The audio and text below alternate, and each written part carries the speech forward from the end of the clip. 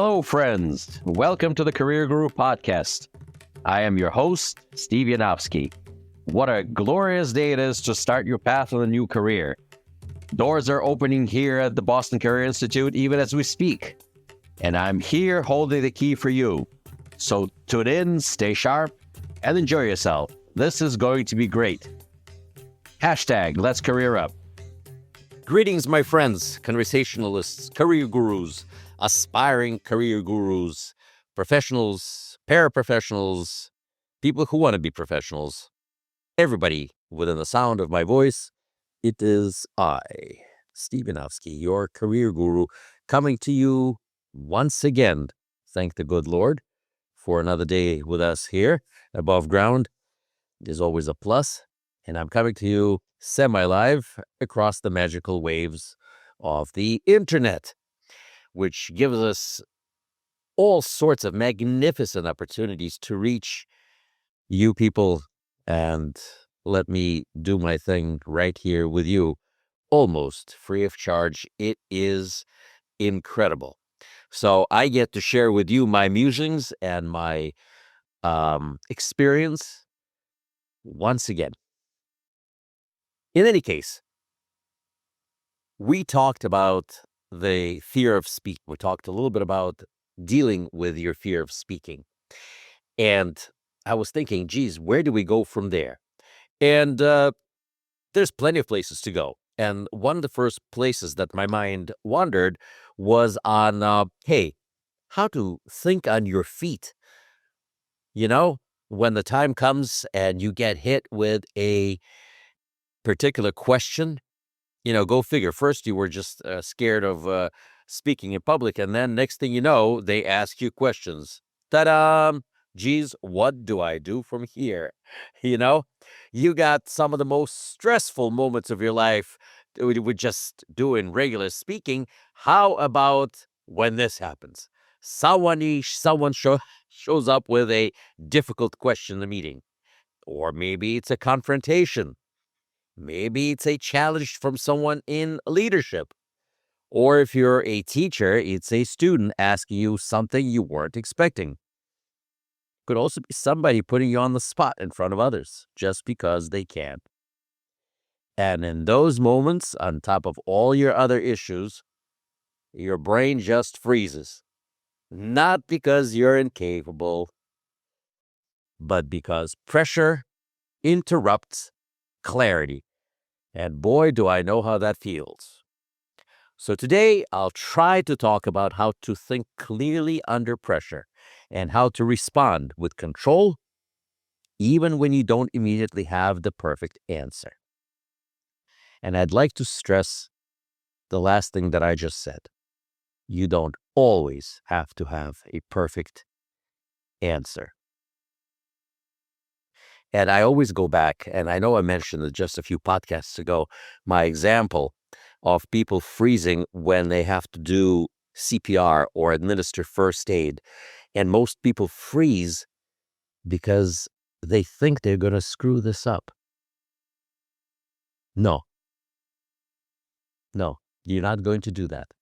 No matter what it is, even if you're just there. Remember what I keep saying, showing up is 80% of getting things done right. Okay, because no one else did, and you did, and you're there. So stand up, rise to the occasion, and do it. Just show up. Do it. Start doing something. Because remember one thing, people who appear calm under pressure usually aren't naturally calm. And they may not be calm to begin with.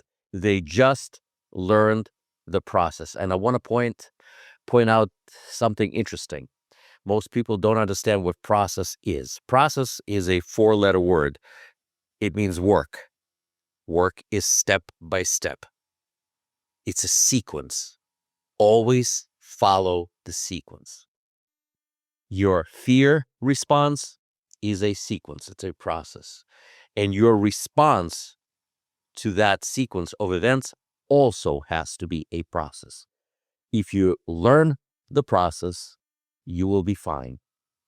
Let's talk about the process of fear.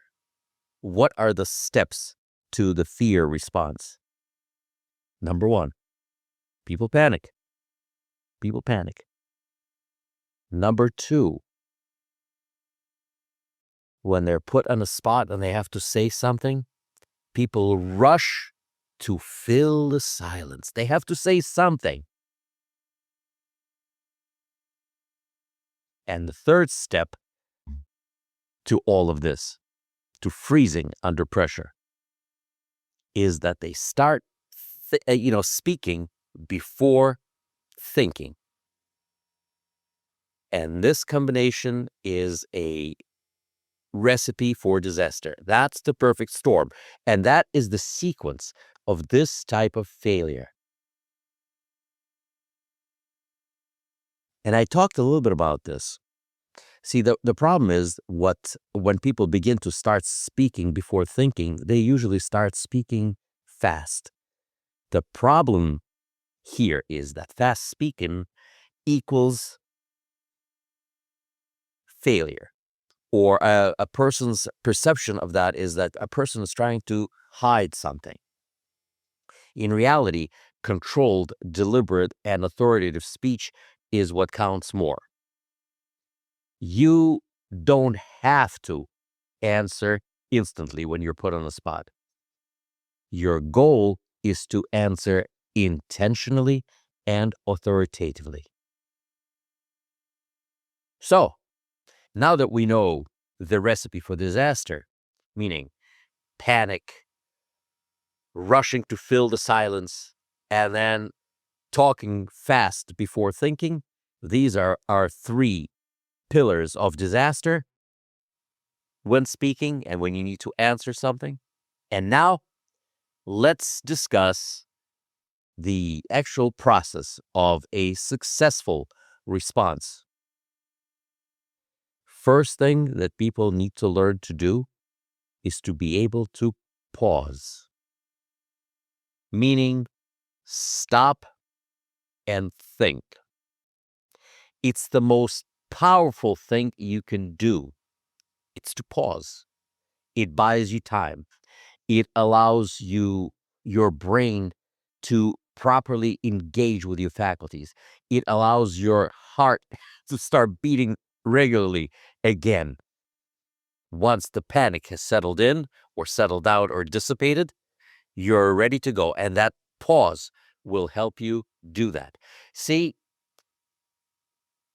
1 or 2 seconds, 3 seconds, it's not a very long time. We're not on television.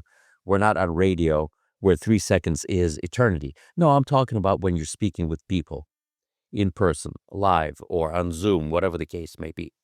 Those couple of seconds are okay. People are in contact with you.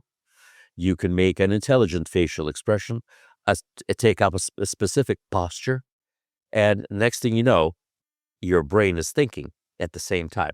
And for the brain, a couple of seconds is a very long time. So what do these couple of seconds buy you? What do they do? First of all, those couple of seconds will prevent an emotional reaction. It lowers the possibility of a reactive response. It will give your brain time to organize, and it will make you appear composed, meaning put together. Silence is not weakness. Silence is control. It's control over your emotions. It's control over your fear and clutter in your brain, because your brain will organize itself. There's another tactic that you can employ. After a pause, you can certainly ask a person to repeat the question one more time. Now, this is one of the best techniques that people who speak for a living can employ. You could either reframe the question or repeat the question or ask the person to repeat the question or to clarify the question.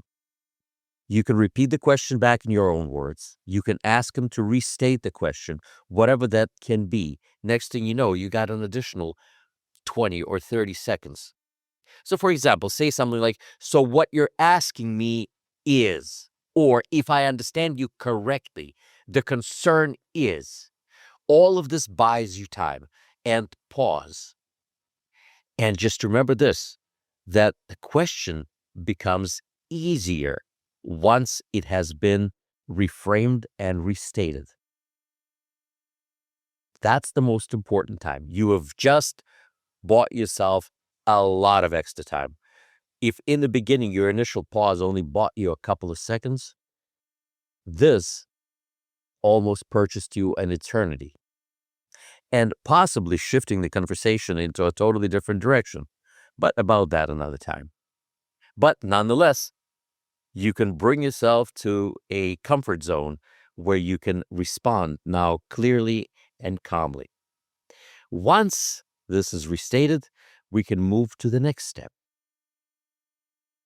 where you can use structure instead of emotion. Yes, when people panic, they ramble. When you're in control and you're structured, you're in good shape. Here is the structure for the structure, the effective framework. Understand the issue, understand what we know, and present what we can do next. Understand the issue, understand what you know, and put together a plan of action, what we can do next. Simple, organized, and clear. Even if you don't have a perfect answer, structure creates confidence. In our last podcast, we talked about authority, and that's basically what it is. Authority, or speaking with authority, will bring you to confidence. Next step. If you're in the middle of a charged emotional question or environment, you don't have to, not only do you not have to, but you must never match the emotional energy of other people. Stay focused, stay calm.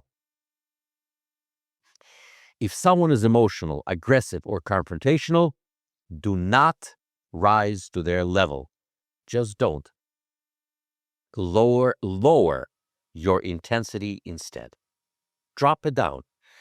That was a part of our last conversation. Authority. Drop down the volume. Slow down your speech.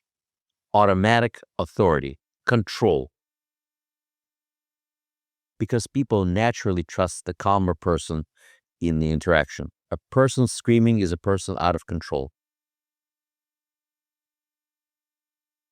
This is especially important in leadership, whether it's in healthcare, education, whether it's in conflict resolution situation, anywhere. People will always gravitate to the only adult in the room who's not losing their head. Buy more time. Buy more time professionally when needed.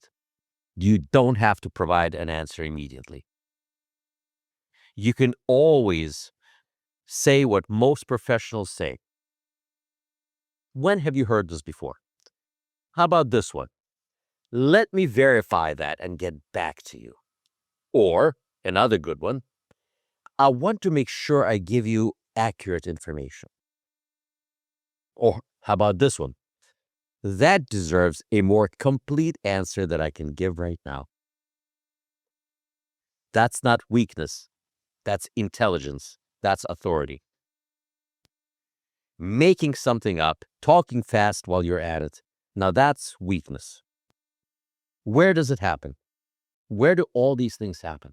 I am in the midst of preparation for visits from very authoritative organizations, whether it's accreditation, whether it's credentialing for hospitals, either which way, all of this has to be done there. If a person asks you, especially someone like a surveyor, asks you a difficult compliance-related question, one of these answers could actually save you, save your department. Let me verify that and get back to you. I want to make sure I give you accurate information, or that deserves a more complete answer that I can give right now. Especially in the case when a member of leadership challenges a process. There's all sorts of things that happen. A staff member could just show up and confront you publicly. There is no need for you to respond to that in the same manner that they approached you. Be the adult in the room. In these moments when you are being challenged like this, your job is not to win. Your job is to remain composed. Yep. Think this through. You don't have to win at that moment. A victory can come another day. But at this moment, you must remain composed. Composed equals control. Control equals authority. That means that people will believe you, at least at that moment. At some point in time, you will get back to them with the right answer, but it doesn't have to be at that second, right at that second. And then you're going to have to kill yourself. You're going to stress yourself out emotionally. Remember, composure creates credibility. People who think best under pressure are not necessarily the smartest people in the room, but they are people who learn how to slow themselves down. Follow the process. Pause. Use structure. Control your pace. Present an air of authority, which will lead to an air of confidence.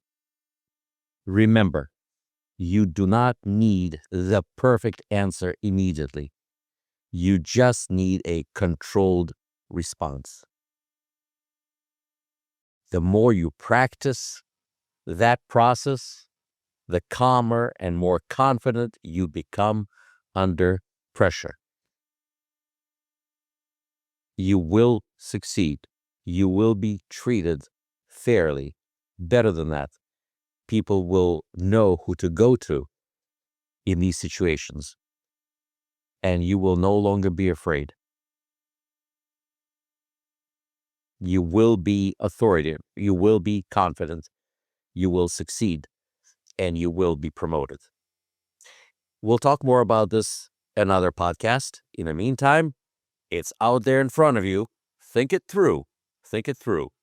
And think about it in the context of our previous podcast where we discussed authority and our emotional and physiological response to stress.